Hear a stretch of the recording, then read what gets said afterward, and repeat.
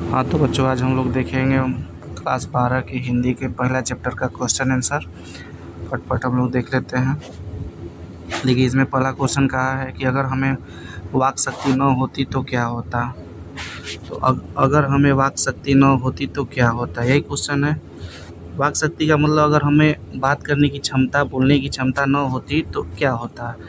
तो इसके उत्तर में हम लोग लिखेंगे, अगर हमें वाक शक्ति यानी बोलने की क्षमता न होती तो यह पूरी सृष्टि गूंगी और मूक प्रतीत होती, यानी गूंगी बहरी जैसा हो जाती।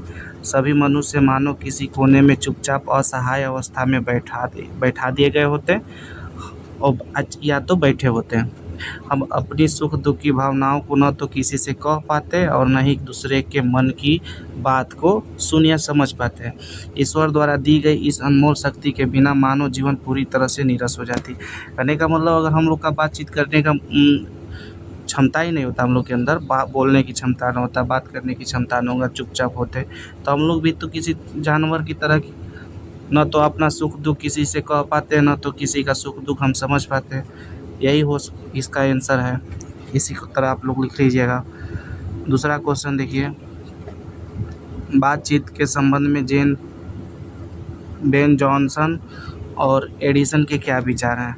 तो हम लोग लिखेंगे, बातचीत के संबंध में बेन जॉनसन और एडिसन के क्या निम्नलिखित विचार हैं। स्टार मार्क यहाँ पे आप लोग लिखेंगे बेन जॉनसन का विचार।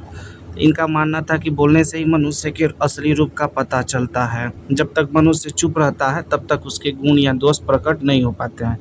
इनका मानना है कि जब तक अगर किसी मनुष्य को परखना है कि किस टाइप का मनुष्य है, साक्षर है या निरक्षर है, सही है या गलत है, तो उसे बोलने देना चाहिए। जब वो बोलना शुरू कर देगा तो उसके अंदर के जो भी गुण हैं या दोष है सामने प्रकट होने लगते हैं। इनका मत यही विचार था। तो एडिसन का विचार हम लोग जान लेते हैं। इनका मानना था कि असल बातचीत सिर्फ दो व्यक्तियों के बीच में ही हो सकता है। इसका कहने का मतलब हुआ कि जब दो लोग होते हैं तभी वे अपने अपने दिल की बात एक दूसरे के सामने खुलकर साफ दिल से रख पाते हैं। यदि उसके बीच पे कोई तीसरा व्यक्ति आ जाता है तो वो बातचीत बहुत दूर फेंका जाती है। औपचारिकता मात्र उस बातचीत मतलब दूसरा बातचीत खोल देते हैं लोग, दूसरा बातचीत बतियाने लगते हैं, दिल से बात नहीं कर पाते हैं।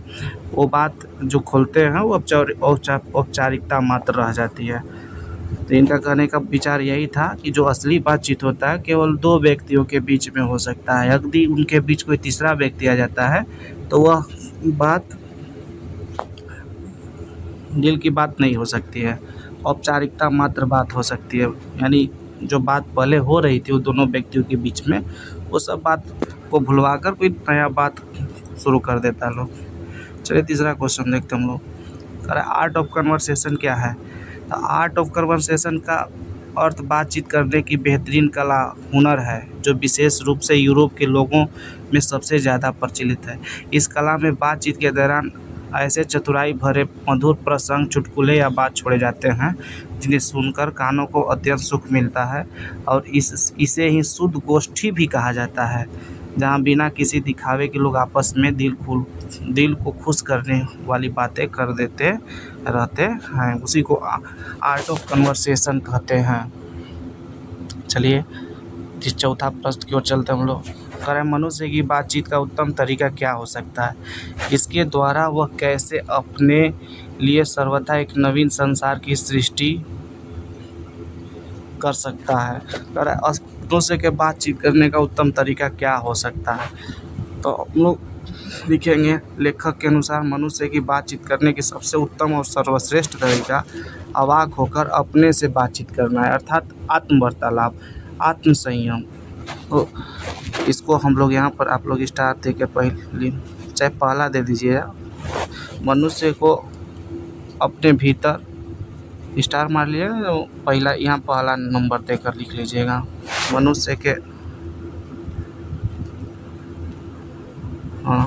मनुष्य को अपने भीतर ऐसी शक्ति पैदा करना चाहिए जिससे वह खुद से ही बात कर सके, संवाद कर सके। ऐसा करने से मनुष्य अपने जीभ पर और गुस्से पर काबू रख पाता है, जिससे किसी दूसरे को ठेस नहीं पहुंच पाती है। कहने का भी मतलब सही है, जब मनुष्य अपने जीभ को सही करना लगेगा, खुद बोलने से पहले 10 बार सोचना शुरू कर देगा कि नहीं, हम जो बोलने जा रहे हैं वो गलत है कि सही है, तो आदमी के अपने ऊपर जो गुस्सा आता है अपने आप में, वो अपने आप में ही ख़त्म कर देता है, और जिसके वजह से जीभ भी कंट्रोल होकर चलने लगती है। दूसरा लिखना है यहाँ पे, जब व्यक्ति क्रोध और मोह से मुक्त होकर खुद कब का आत्म मंथन करता है तो उसके भीतर नए और शुद्ध विचार जन्मने लगते हैं। यानी जो व्यक्ति किसी दूसरे से ना कहकर अपने ही अंदर जो भावनाएं उत्पन्न होती है और अपने से बात करना शुरू कर देता है कि नहीं, यह गलत है, यह सही है, जब अपने अंदर आत्ममंथन करने लगता है तो उसके भीतर जो गलत विचार होते हैं वो अपने आप शुद्ध विचार में जन्मने लगते हैं। तीसरा आप लोग यहाँ पर देख लीजिएगा, इस आंतरिक बदलाव के शांति द्वारा अपने लिए सर्वथा एक नवीन सुखद संसार सृष्टि कर सकता है। यही होगा इसका आंसर। आगे देखिए आप लोग, व्याख्या करने वाला क्वेश्चन आ गया है।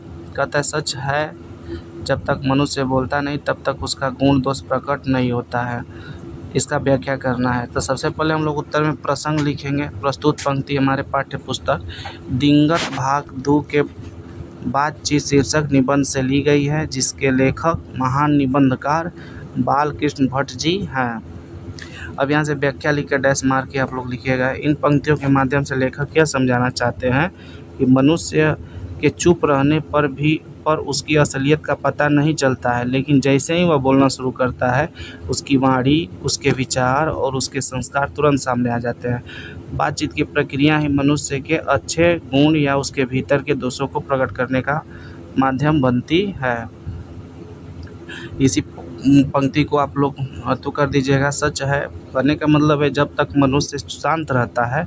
इस पंक्ति माँ के माध्यम से लेखक यही समझाना चाहते हैं कि जब तक मनुष्य शांत रहता है, चुप रहता है, तब तक आप उसका कोई अंदाज़ा नहीं लगा सकते हैं कि वो व्यक्ति कैसा है। और जैसे ही वो व्यक्ति बोलना शुरू कर देता है तो आप उसके बातों को सुनकर, उसके वाणी को सुनकर अंदाज़ा लगा सकते हैं कि वो व्यक्ति किस लेवल का है, पढ़ा लिखा है या नहीं पढ़ा लिखा है, अच्छे आचरण वाला है कि ख़राब आचरण का इंसान है। उसके बोलने से ही हम लोग पता लगा सकते हैं। तो यही है इसका आंसर। आगे हम लोग देखते हैं क्वेश्चन नंबर आगे है, पहले व्याख्या करने वाला ही है। पहले हमारी जीभ कतरनी के समान सदा स्वच्छंद चला करती है, उसे काबू में रखना आत्मगौरव का मुख्य अंग है। इसमें कहने का मतलब है कि जो जीभ हमारी है चटर पटर चलते रहती है, कभी भी कोई को कुछ भी बोल देती है, उसी का हम लोग को व्याख्या करना है। पहले हम लोग इसको लिख लेंगे। प्रस्तुत पंक्ति हमारे पाठ्य पुस्तक दिगंत भाग 2 के बातचीत, यहाँ बातचीत लिखा हुआ है, ध्यान दीजिएगा, शीर्षक निबंध से ली गई है, जिसके लेखक महान निबंधकार बालकृष्ण भट्ट जी हैं।